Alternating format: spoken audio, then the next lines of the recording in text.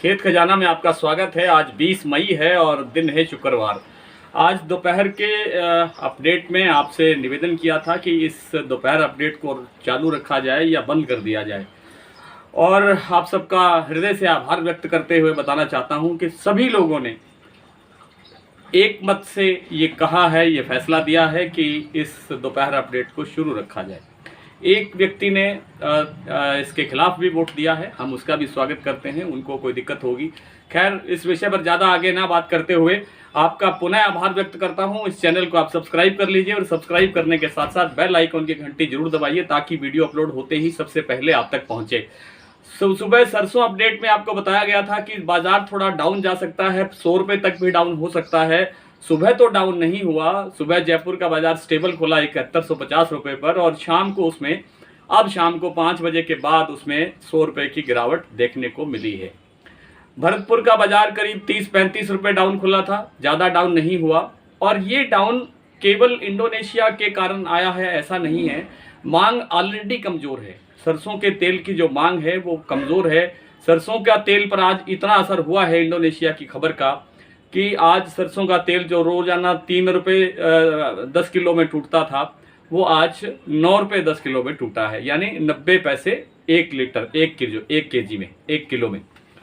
तो बड़ी गिरावट नहीं इसे कह सकते हैं, लेकिन सरसों में अब क्या आगे तस्वीर बनेगी, क्योंकि आवकें कमज़ोर होती जा रही हैं। आवकें आज भी 4.5 लाख गट्टे रही है। आवकें धीरे धीरे और कम होगी, मौसम थोड़ा सुधार की तरफ बढ़ेगा तो सरसों के अंदर सुधार आएगा और सरसों में ठीक ठाक स्थितियां बनती हुई आपको दिखाई देंगी। लेकिन अभी धैर्य रखना पड़ेगा, अभी थोड़ा धीरज रखना पड़ेगा, संयम करना पड़ेगा, इंतज़ार करना पड़ेगा।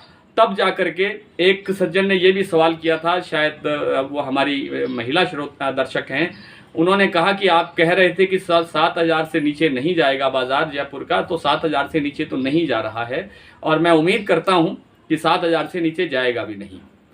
थोड़ा बहुत 7,000 के करीब पहुंच रहा है, लेकिन 7,000 से नीचे नहीं जा रहा है और नहीं जाना चाहिए। भरपूर उम्मीद है कि 7,000 से नीचे बाजार नहीं जाएगा।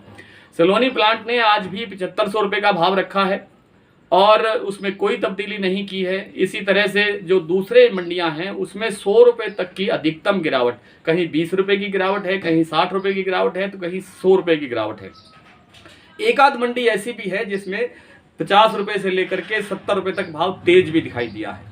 तो खैर, अलग अलग मंडी का अपना अपना नेचर और अपनी अपनी उपलब्धता होती है। जिस तरह का माल उपलब्ध होता है उस तरह से भाव बनता है।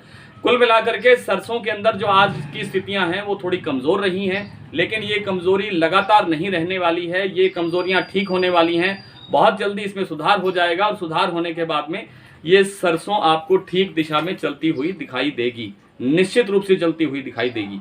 बात कर लेते हैं थोड़ी सी कॉटन बाजार की। तो कॉटन में आज ज़्यादा गिरावट दर्ज की गई है, करीब 1500 रुपये तक, 1000 रुपये से लेके 1500 रुपये तक बाजार जो है वो टूटा है।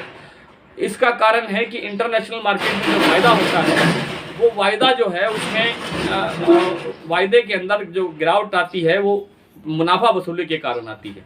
मुनाफा वसूली अधिक होने के कारण बाजार टूटता है और आजकल मुनाफा वसूली का जो टाइम चल रहा था और उसके कारण ही बाजार जो है वो डाउन चला गया है।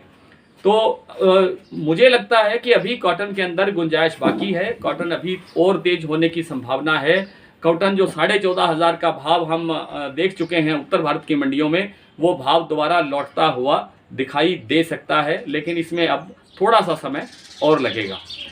आइए बात कर लेते हैं कुछ मंडियों के भाव की। आज भरतपुर का भाव रहा 6,727 रुपये, 35 रुपये टूटा है। जयपुर 7150 पर खुला था, अब 7,050 पर है। दिल्ली 6,900 पर है। सलोनी 7500, खैरथल 6800, कोटा 6500, खेरली मंडी 6,800, सिरसा 6,412, हिसार 6,600, गंगापुर 6,780, इलाहाबाद 6,581, आदमपुर 6,648, हापुड़ 6,900, गंगानगर 6500, बरवाला 6500, बीकानेर 6700, ग्वालियर 6500, बारामंडी 6,630, बूंदी 6,500, गोलूवाला 6500। नरमा आज सिरसा में बिका है 12,852, आदमपुर में 12,801, इलाहाबाद में 12,615। कल फिर आपसे इसी तरह से मुलाकात होगी, तब तक के लिए नमस्कार।